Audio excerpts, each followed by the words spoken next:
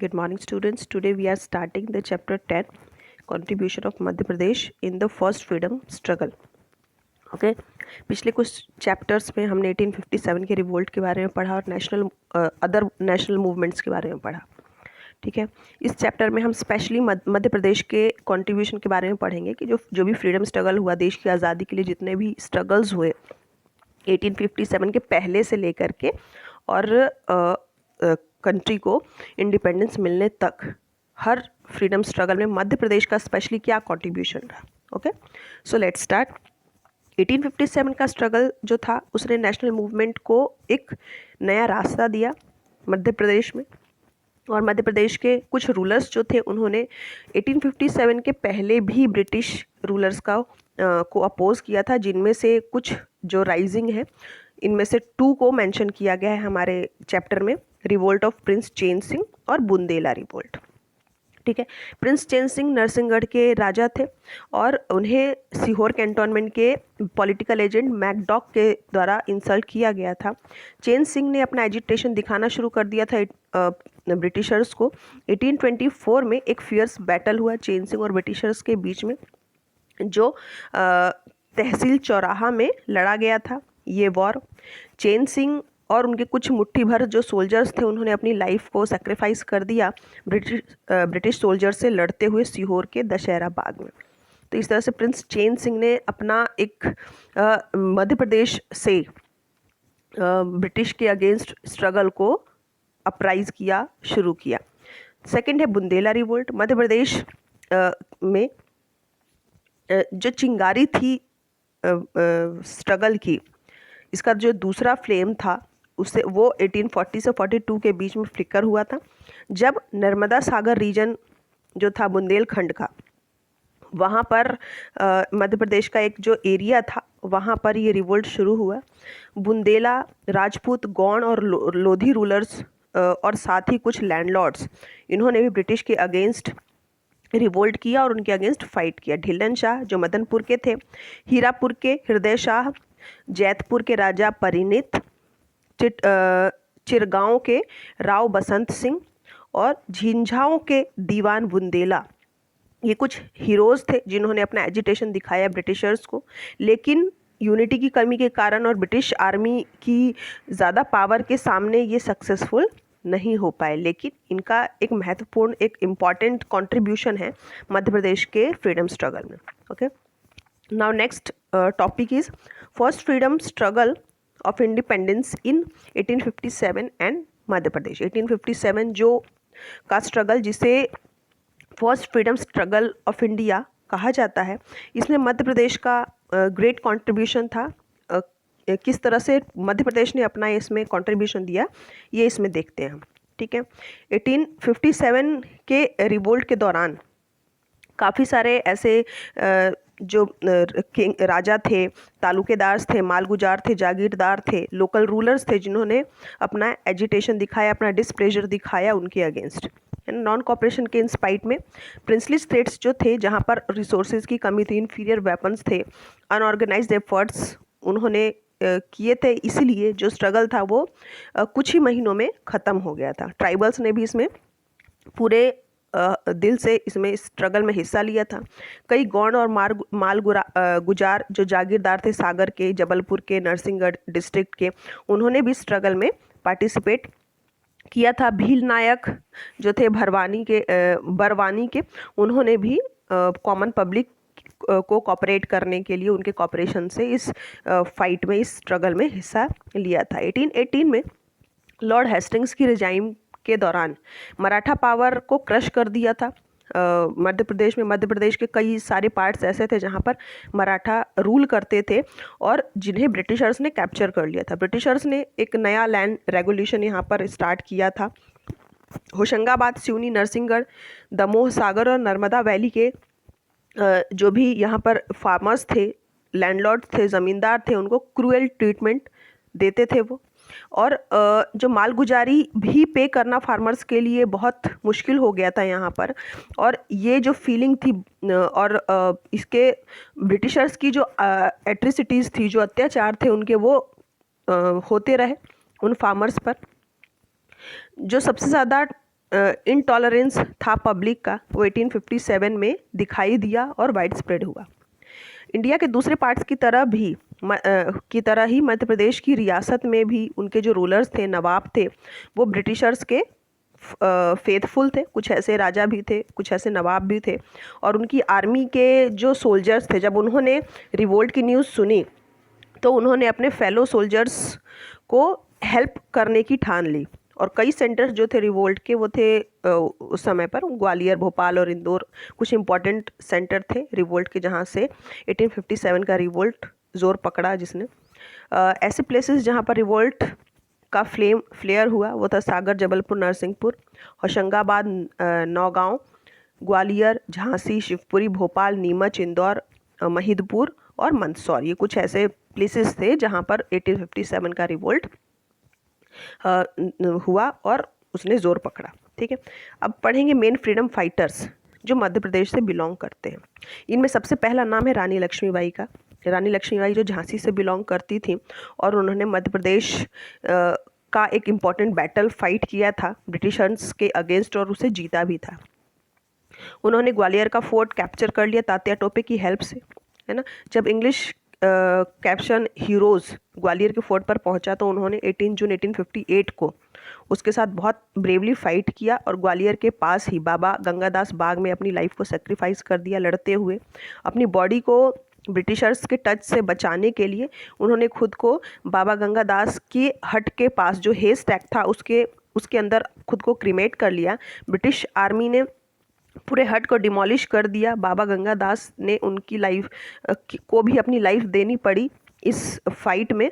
और जो मेमोरियल है रानी लक्ष्मीबाई का आज भी ग्वालियर में है। यहाँ तक कि जो इंग्लिश जनरल हैं वो भी उस ब्रेव लेडी की ब्रेवरी को प्रेज करते हैं। तात्या टोपे जो ग्रेट फाइटर थे फर्स्ट फ्रीडम स्ट्रगल के, उन्होंने रानी लक्ष्मीबाई को ग्वालियर को कैप्चर करने में हेल्प किया था। इवन रानी लक्ष्मीबाई की डेथ के बाद भी तात्या टोपे ने गुरिल्ला वॉरफेयर के तहत 2 साल तक मध्य प्रदेश के और इंडिया के दूसरे पार्ट्स में अपनी जो फाइट थी उसको उन्होंने जारी रखा। लेकिन उन्हीं के एक फ्रेंड ने उन्हें धोखा दे दिया और तात्या टोपे को पकड़ लिया गया और शिवपुरी में उन्हें हैंग कर दिया गया बाद में।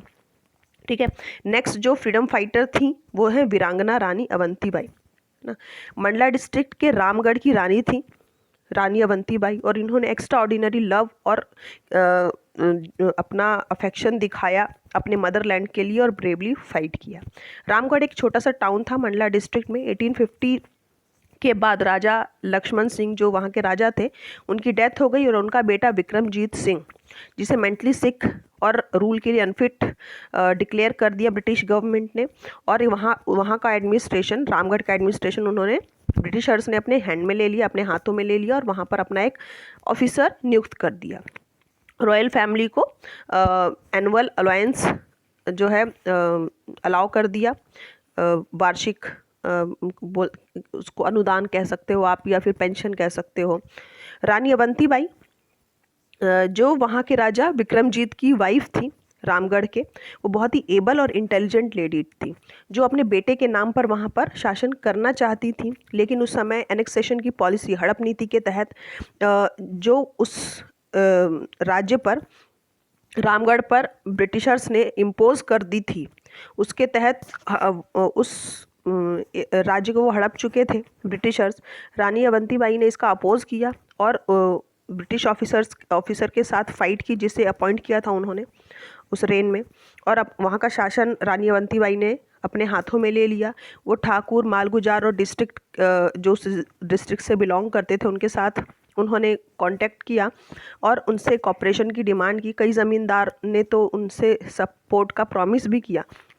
रानी ने अपने सोल्जर्स को लीड किया बैटलफील्ड में सोल्जर की यूनिफॉर्म में। और अप्रैल 1858 को ब्रिटिशर्स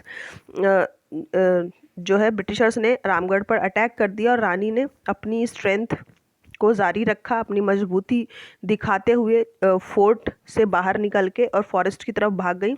और वहाँ से वो कॉन्स्टेंटली ब्रिटिशर्स पर अटैक करती रही, लेकिन उनमें से एक अटैक जो है उनके लिए ही फैटल साबित हुआ। जब उन्होंने देखा कि वो चारों तरफ से घिर चुकी हैं और ब्रिटिशर्स के हाथों में आ जाएंगी, तो वो ब्रेव लेडी जो थी अपने आप को सरेंडर करने की बजाय घोड़े से नीचे उतरी और अपनी तलवार निकालकर अपने चेस्ट में मार लिया और ब्रेवली मदरलैंड के लिए अपनी लाइफ को सेक्रीफाइस कर दिया।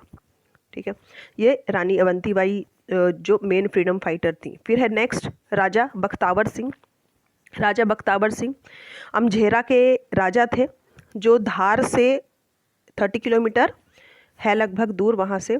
उन्होंने कंपनी के रूल को अपोज करने का डिसाइड कर लिया और इसे ख़त्म करने की कोशिश की। उन्होंने ब्रेवली फाइट की उनके अगेंस्ट और उन्हें अरेस्ट कर लिया गया। उनके ही लोगों ने उनके साथ धोखा किया और उसके कारण उन्हें अरेस्ट कर लिया गया और ब्रिटिशर्स ने उन्हें इंदौर में हैंग कर दिया। नेक्स्ट है सादत खां और भागीरथ सिलावत। 1857 के स्ट्रगल में सादत खां और भागीरथ सिलावत जो इंदौर के थे, उन्होंने एक इम्पॉर्टेंट रोल प्ले किया।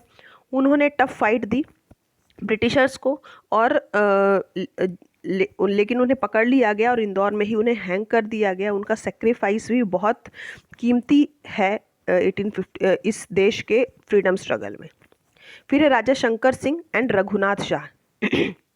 जबलपुर का रोल फ्रीडम स्ट्रगल 1857 में वर्थ मेंशनिंग है, बहुत जो है कीमती है। रानी दुर्गावती के जो डिसेंडेंट्स रहे, डिसेंडेंट्स मतलब उनके उत्तराधिकारी जो थे, उन्हीं के वंश के जो लोग थे, उनका ही एक मेंबर था गोंड रॉयल फैमिली का राजा शंकर शाह और उनका बेटा रघुनाथ शाह, जिन्होंने अपना सेक्रीफाइस दिया अपनी कंट्री को सेव करने, अपने राज्य को सेव करने में। They were picked up as their leader by the local soldiers. वहाँ के जो लोकल सोल्जर्स थे, उन्होंने राजा शंकर सिंह और रघुनाथ शाह को अपने नेता, अपने लीडर के रूप में चुना ब्रिटिशर्स के अगेंस्ट फाइट करने के लिए। लेकिन अनफॉर्चुनेटली उनका जो प्लान था वो लीक हो गया इम्प्लीमेंटेशन के पहले ही, और इसका रिजल्ट ये हुआ कि ब्रिटिशर्स ने उन्हें अरेस्ट कर लिया और अपने रेजिडेंसी ले गए उन्हें। ब्रिटिशर्स ने उन पर कोर्ट में उन पर ट्रायल किया और एक बहुत बड़ी भीड़ के सामने ही दोनों फादर और सन को शॉट डेड कर दिया, गोली मार के उनकी हत्या कर दी 18 सितंबर 1857 को। नेक्स्ट है ठाकुर रणमत सिंह। ठाकुर रणमत सिंह जो सतना डिस्ट्रिक्ट के मनाखारी विलेज के रहने वाले थे, उन्होंने भी ब्रिटिशर्स को 1857 के स्ट्रगल में टफ फाइट दी। ठाकुर जो थे वो ब्रिटिशर्स की जो एक्टिविटीज़ थी, पॉलिटिकल एजेंट, उनके जो पॉलिटिकल एजेंट्स थे उनकी एक्टिविटीज़ से खुश नहीं थे और उन्होंने ब्रिटिशर्स के अगेंस्ट फाइट करने की ठानी। उन्होंने अपने कंपेनियंस के साथ एक आर्मी ऑर्गेनाइज की चित्रकूट के जंगल में और नागौर में जो रेजिडेंसी थी ब्रिटिशर्स की, उस पर अटैक किया। जो रेजिडेंट था वहाँ का, वो वहाँ से निकल के भाग गया। ठाकुर रणमत सिंह ने नौगांव के कैंटोनमेंट पर भी अटैक किया और कुछ ही दिनों में जो ब्रिटिश प्लेटून थे बड़ौदा के, उनको मार दिया। उन पर 2000 रुपये का इनाम भी रखा गया ठाकुर के ऊपर।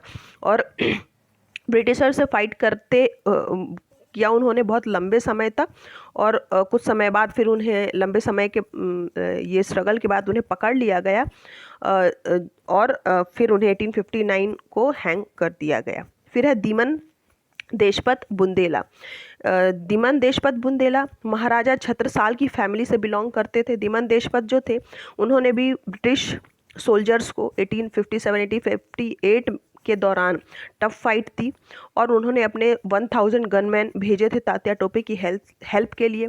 देशपत को फतेहपुर शाहगढ़ के फतेहपुर टेरिटरी में कैप्चर कर लिया गया, पकड़ लिया गया। देशपत बहुत पावरफुल हो गए थे और ब्रिटिश एडमिनिस्ट्रेशन ने उन पर 5000 रुपये का रिवॉर्ड भी रखा था। और एक लॉन्ग फाइट के बाद देशपत जो थे वो मारे गए 1862 में। नौगांव से कुछ मीलों दूर एक जगह थी, वहाँ पर उन्हें मार दिया गया। नेक्स्ट है महादेव शास्त्री। महादेव शास्त्री जो ग्वालियर के एक ग्रेट पैट्रियोट थे जिन्होंने ना केवल ब्रिटिशर्स को अपोज किया बल्कि नाना साहेब पेशवा की हेल्प भी की वेपन्स दे करके उन्हें, और इसी कारण से उन्हें हैंग कर दिया गया। महादेव शास्त्री जो थे उन्होंने नाना साहेब पेशवा के फेवर में एटमॉस्फेयर क्रिएट किया ग्वालियर में। उन्होंने इंफॉर्मेशन प्रोवाइड की रेवोल्यूशन की जो दूसरे फ्रीडम फाइटर्स थे उनको, और जो एक मैसेंजर की भूमिका निभाई उन्होंने नाना साहेब पेशवा के लिए। ब्रिटिश गवर्नमेंट ने उनकी एक्टिविटीज़ को नोट कर लिया और उन्हें अरेस्ट करके हैंग कर दिया। अमीरचंद वाधिया जो थे उन्हें भी 1867 में हैंग कर दिया गया। फिर एक खाजिया नायक और भीम नायक ऑफ बरवानी। मालवा और नीमड़ एरिया के जो भील थे वो भी आज़ादी पसंद थे, फ्रीडम लवर थे, और उनको सप्रेस करने के लिए ब्रिटिशर्स ने अपनी एक आर्मी फॉर्म की जिसे मालवा भील कॉप कहा जाता है। खाजिया और भीमा ये जो दो लोग थे आर्मी में जो काम करते थे, और इनकी जो कैपेसिटी थी नायक की थी, ब्रिटिशर्स की जो ऑपरेसिव पॉलिसी थी उसके अगेंस्ट इन दो सोल्जर्स ने अपनी एक्टिविटीज़ को इंक्रीज़ किया। उनको अपोज करने के लिए 1857 स्ट्रगल में उनकी एक्टिविटी से वरी होकर के, चिंतित होकर के ब्रिटिशर्स ने एक कैंपेन लॉन्च किया उन्हें अरेस्ट करने के लिए। खाजिया को 1860 में मार दिया गया डिसेप्शन के दौरान के थ्रू, और जबकि जो भीमा थे उन्होंने अपना स्ट्रगल जारी रखा, उन्हें भी फिर 1867 में अरेस्ट कर लिया गया।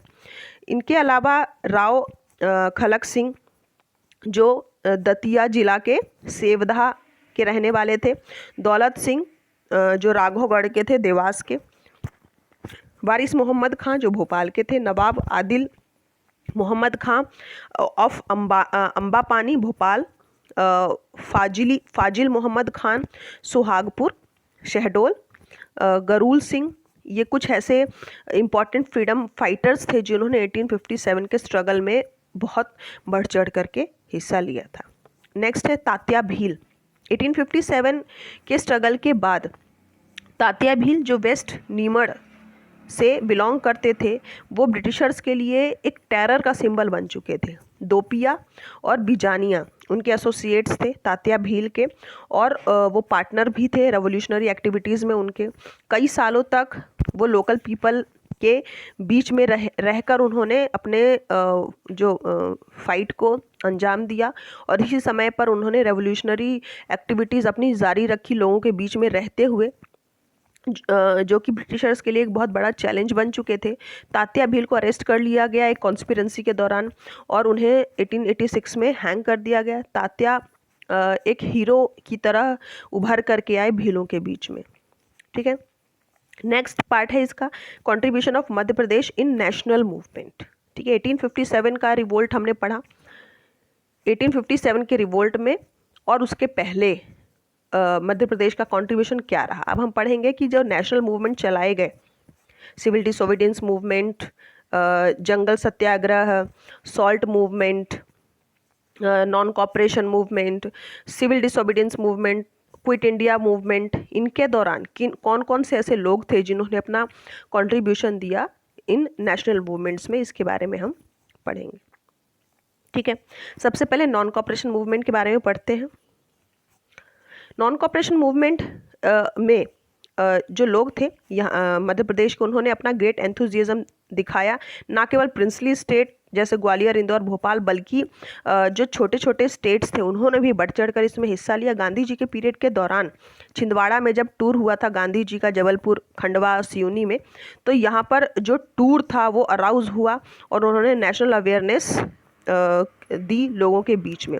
मध्य प्रदेश के लोगों ने नॉन कॉपरेशन मूवमेंट में बढ़ चढ़ कर हिस्सा लिया, और इस मूवमेंट की जो एक्टिविटीज़ थी उसमें भी उन्होंने पार्टिसिपेट किया, जैसे कि लिकर के कंजप्शन पर रोक लगाना, तिलक स्वराज फंड, फॉरेन क्लोथ, विदेशी कपड़ों का बॉयकॉट करना, गवर्नमेंट स्कूल्स का बॉयकॉट करना, नेशनल एजुकेशनल इंस्टीट्यूशन का इस्टेब्लिश करना, हैंडलूम इंडस्ट्रीज़ लगाना, इन सब जो एक्टिविटीज़ थे उनमें इन्होंने हिस्सा लिया और उन्होंने अपनी तरह से इसमें अपना योगदान दिया। उन्होंने साथ ही गांधी टोपी को एडवोकेट किया और डिस्ट्रिक्ट कमिटी को उन्होंने जो डिस्ट्रिक्ट कमिटी में जो गवर्नमेंट के ऑर्डर्स थे उनको उन्होंने इग्नोर करते हुए नेशनल फ्लैग होस्ट किया यहाँ पर, और उनके इन एक्टिविटीज़ के कारण जो ब्रिटिश एम्पायर था वहाँ पर उसमें स्लेवरी का एंड हो पाया और रिलीजियस हार्मनी भी यहाँ पर देखने को मिली